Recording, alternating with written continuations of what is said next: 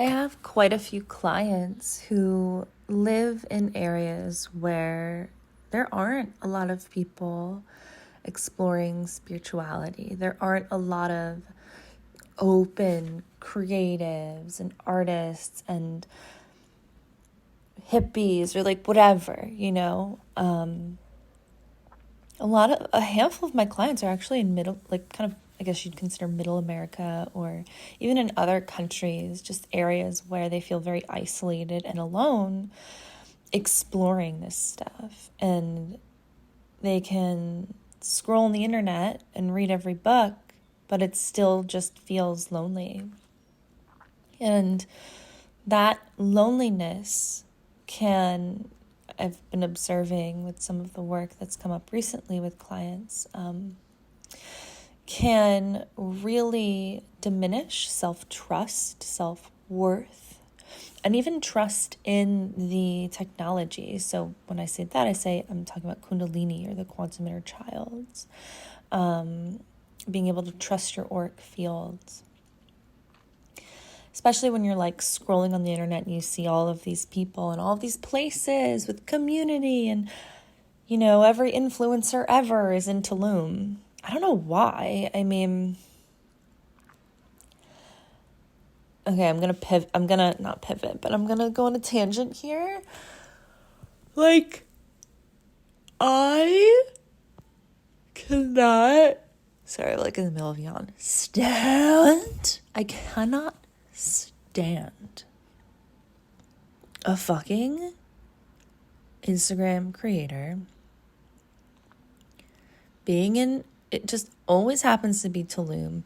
Honestly, Tulum looks beautiful, but like, you couldn't fucking pay me to live there with a bunch of Instagram bitches. Oh God. Oh my God, I'm gonna get quantum canceled. No, I'm not. Just kidding. Anyway, like, I can't stand when I see them, doing their thing. And I'm not jealous that they're on the beach in a bikini, like, so am I. But when it's the caption of, like, this is why you're too afraid to leave your 9 to 5 and live your life, it really magnifies this external chase. I have had personal experience with some of these people, and the inside isn't matching up.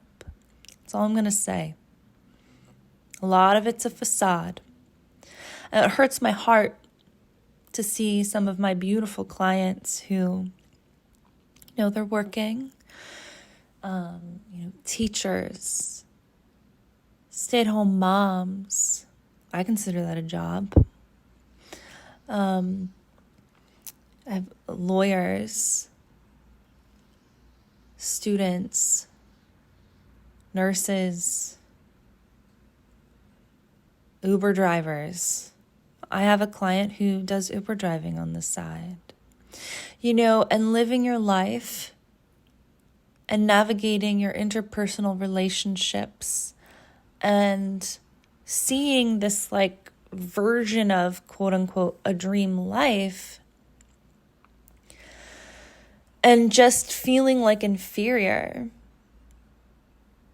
And the messaging that's being marketed to you from this dream life is not honest. And it's not, there's just something missing. I'm kind of like, if you haven't noticed, for the most part, this podcast is where I like start the stream of consciousness. And yeah, anyway, it's not always like a specific topic, but I guess I just want to share that you're not alone. And honestly, this quote unquote dream life is overrated. And it's not, nothing is perfect. And I've just seen it time and time again. Anyway, some of my clients who are, you're all like, I just feel like, we're regular people, and that's like beautiful. It's like to have this like jet setting, island hopping life. Maybe for some people that is their calling, but a lot of times I see it as some like version of escape, and a lot of dishonesty about how they got there, how they're doing it, why they're doing it. This one woman, who I'm not going to give names, but she has a significant presence on social media. And over a year ago, almost 2 years ago now, we were just like, casually DMing. Seemed nice, whatever. She asked me for some book recommendations. And she was like putting together a retreat. And she told me, and of course she lives in Tulum, which like doesn't give anything away because they all do. But poor Tulum, like how did the local people feel? Whatever. Anyway, I would hate if my town was just like bombarded with influencers, like spiritual influencers. I really like would just lose my shit. But thank God I'm just bitching on my phone about it. Okay, so she was like putting on a retreat, and she was like, yeah, I'm like 20K. I'm like in credit card debt. I hope people sign up for the retreat. I'm like, whoa. Yeah, I hope so too. Like, interesting, because you are marketing this retreat for 6-figure high earning women. What a fucking joke. And then also like presenting this life like you have manifested your dream life and you're in ease and flow and you have money. And then you're telling me you literally have no money for rent or for food. You're deep in the hole with debt, which isn't inherently bad. There's just this disconnect of honesty. And then literally like not even knowing what a starseed was when we were chatting. And then 6 months later, she's like a mentor for starseeds. Which, do your thing, bitch. Do your thing, bitch. But I see you. But like, this is a while ago. I've like unfollowed, blocked. Like, I don't have, like, no. But that's just one example of so fucking many that I've come into contact with. And no one's talking about this. Why isn't anyone like talking about this? There's this other one. Oh my God, this other one. She has like hundreds of thousands of followers and like is in publications and the whole thing. So you look at it and you're like, whoa. She probably is also in Tulum. Like honestly, I should look and see, but whatever. She is messaging me about a while ago one of my programs. Actually, it was a singular meditation. This had to have been 2.5 or so years ago, because I don't do this anymore. But she gave me this entire story.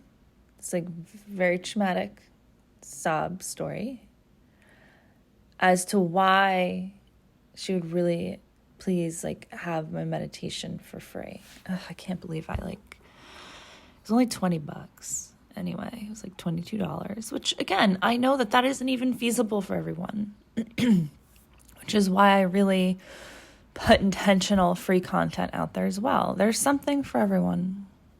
Okay. And I was like, yeah, sure, here. And gave it to her. Within 1 week,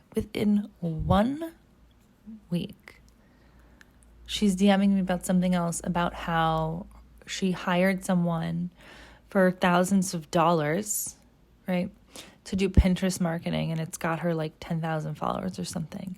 So in my head, I'm like, bitch, what? Like, what is the like misalignment here? Oh, it's not my job to figure that fucking shit out. But like, again, I see you. I see it. And maybe a few weeks later, I saw this all in like 1 month. She's doing this money masterclass. This money, like manifest money, which is like really just like a pyramid scheme these days. She's probably doing intuitive business coaching at this point. Who the fuck knows? It's always something. But it's just like a lot. It's a lot. I don't know. Is this a warning? Not really. It's just kind of, I want to give you all a dose of reality that like for a hot minute I didn't see, and I felt inferior. I was like, what the fuck is wrong with me? Well, let me tell you, you and myself, there's nothing wrong with you. There's nothing wrong with you. You're living a really beautiful life right now, wherever you are. That's not talked about enough. Rooting down into the now and seeing the beauty that is now. Is it perfect? Maybe with the finite mind, no. In the higher mind that sees everything as like a sacred geometry pattern, yes, it's perfect. If we don't lay the foundations within the here and now, within the regulated nervous system, within refining the mind, we're going to miss what we, as highly sensitive starseeds, came down for. And that is feeling home within, feeling these frequencies of love and expansion wherever you are within this physical illusion. I knew I would get somewhere with all this talking. And, you know, it's like when you're scrolling, just be mindful, be mindful of what you're consuming, and that oftentimes what's being presented isn't the whole truth. And no one owes you the whole truth on Instagram, right? But I think at the very least, I try to at least be honest. Like there's not a disconnect in what I'm selling or offering and the work that I've really done, So at one point I had a lot of anger towards these creators. I guess I still kind of do, right? I'm not going to deny that. It's just like annoying. It really, the hypocritic, or I don't know, what is the word exactly? That's like one of my like biggest pet peeves in life, I think, is like a lack of maybe integrity, I guess. Like it's something I really hold myself strongly to. I guess it just keeps me with, that's like part of my moral compass, which we all have a piece of the moral compass. We're all suffering. We all have our stuff. Like these women, like they're not trying to harm anyone. It's from their own trauma, right? It's from their own suffering. It's from their own pain. And it's not easy to be honest and truly vulnerable and truly authentic. Like it's trendy now, right? To be authentic. It's so trendy. So then you have this like use of authenticity just as a marketing mechanism. And within that, there's something lost. And then you, the receiver, is like, the mind is kind of like, oh my God, okay, I'm doing something wrong, blah, blah, blah. But if you really sit with it, I bet inside you can feel, like if you really just sit, take a deep breath, put down the phone, look out your window, see the clouds or the sun or the trees, or look at your dog or your son or daughter or partner or your own hands or a piece of art on your wall. Like anchor back in. No one can take that away from you. And that's the beauty of like cultivating the foundations of inner peace and joy. No one can take that away from you.